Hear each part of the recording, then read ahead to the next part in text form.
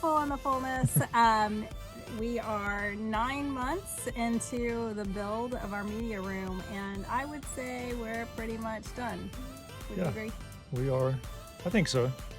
We're enjoying movies and enjoying family time in here.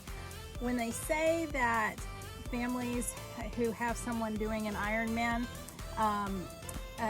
the whole family does the Ironman, I would say the same is probably true for a media room. Yeah, like a marathon. Yeah, this is a family affair. We had my aunt, my mom, myself, all of us kind of played a little bit of a role in getting this thing off the ground. The series here we'll put together just to give you an idea as to what happened in the construction. We'll talk about the technical aspects of the equipment, and then ultimately we'll talk a little bit about design, which is where I came into play a little bit more than other parts, because I had certain ways I wanted things to look. So there's nothing wrong with having an opinion and that kind of thing. So, but anyway. Yep, it sounds good. We're proud to have it and hope you enjoy watching. All right, let's go. First things first, I had to start with decluttering. The space that we wanted to turn into a media room was storage, so I sold a lot of my items on Facebook and Nextdoor Marketplace. Believe it or not, I had 3 dining room table and chair sets in this storage space. It took about 6 months to sell everything off before David could begin. So when we built the house, we had a vision to make this space a media room. So we had the builder leave us a space that was kind of prepped and ready to go. He left us stud walls with some spray foam insulation, and from there we were able to take it and build it out to our own specifications. Here we built an elevated stage in the back of the room so that the seating in the back row would have a little bit of height to see over the front row. And it's pretty straightforward frame here. It's just 2x8 framing, 12 inches on center, and some plywood decking on top. There was some blown in insulation in between the 2x framing as well, just to help for some sound proofing for the down below on the first floor. High five. We originally thought about subbing out this project, but we found it very difficult to get bids back from vendors. So we don't know what it would have cost to have it outsourced completely, but we do have our cost for every stage of the project that we'll share as the series continues. Yeah, so here we're just showing you some of the outlets we had to put in. We did sub out the outlets and the lights, and then I came in and did some trimmed around some speakers you see here. This beam was already in place that we just stained, that the builder put in for us. And I put in some trim as well, as you can see here, and then I had to hang this door for access to the attic. And the hardest part was the walls. We couldn't find anyone to give us a quote to do the fabric walls, so we decided that we would just do it ourselves. So. And I really appreciate that you use the word "we," because even though I didn't do any of that, I get credit. So that's the fun part about all of this. There's the royal we applied. That's right. But so we never really got a firm quote back from anyone, but it almost ended up being a blessing that no quote came in, because we got into this project at the beginning of the year and then the pandemic hit. And I think that would have really complicated things, because we couldn't have had people in our house to do a lot of the work. So David was already, very much engaged in paneling by March, and well on our way to having a room ready to go, I think by June. So we were just waiting on the last remaining things, such as the seats and the carpet. And that all came around the June, July time frame. How's it going?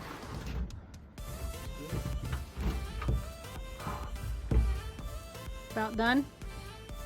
Almost finished with the ceiling. I think it looks good. It's good, man. Social isolation is good. Yeah, so these acoustical panels were really difficult. Working overhead was particularly challenging. I figured that I had about 4 hours per panel, and I had 29 panels to do in this entire room. So very difficult to put these panels in by yourself. I used a lot of tricks here to kind of work along. So I figured about 120 man hours in getting all these acoustical panels put in on the wall. Here I'm just taking the fabric and stuffing it into the track, and just you pull the fabric tight and it really turns out well, makes a nice clean panel. So you can see the track is already up.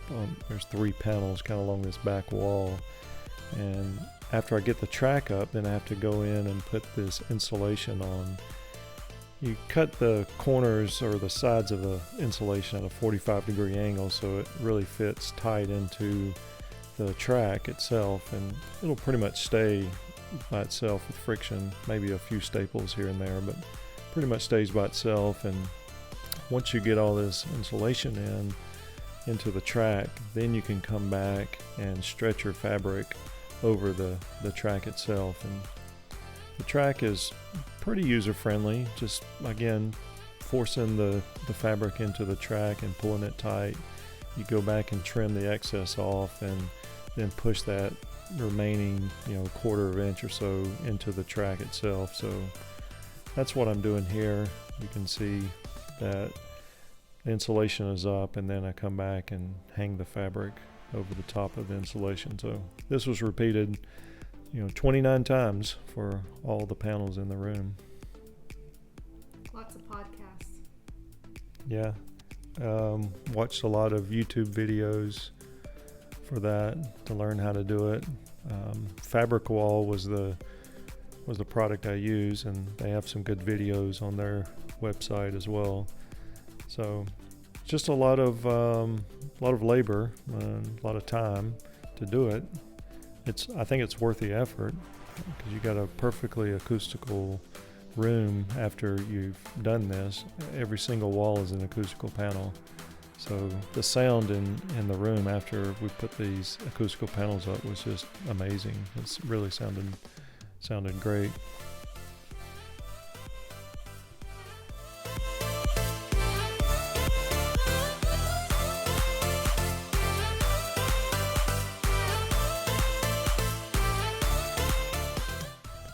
There are some tricks to putting these panels up. Mainly it's getting the right tools, and we can leave the links to the right tools and the products that we used down in the show notes. But getting the correct tools is really critical here to get this fabric into the track correctly. Things like wearing gloves, you learn pretty quickly that it goes much smoother. Getting some nice sharp scissors. Spacing between the track is very, very critical as well. So you learn that after doing a lot of panels. So things like that you learn after doing them. And I felt like I got really good at it by the end of this, project. How many panels did you tear out? I think I tore out 2. The very first panel I redid again. That was kind of my learning curve. And then the first ceiling panel I tore out and had to do again.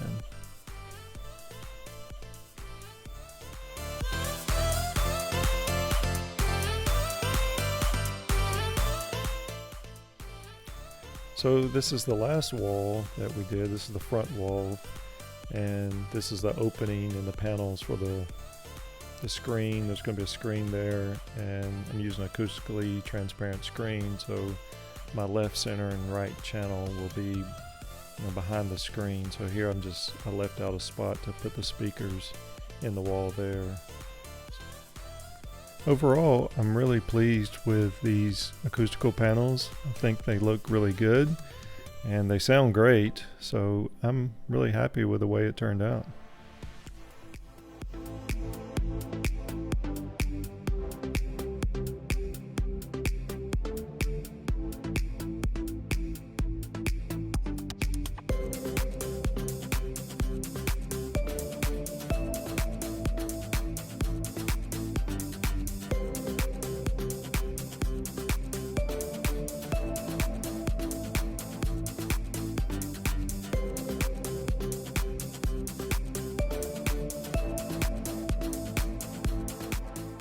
Here are some of the tools and resources that we used. For Fabric Track, we resourced Fabric Wall and used their 1/2-inch track.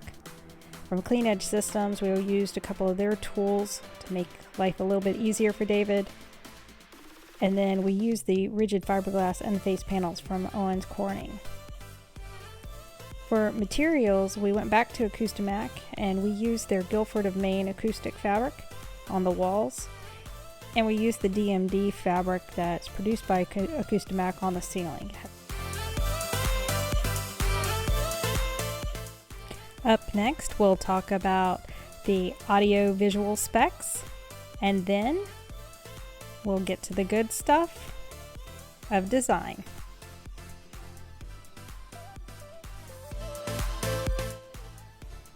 If you like what you saw today, like and subscribe. What do you want me to say?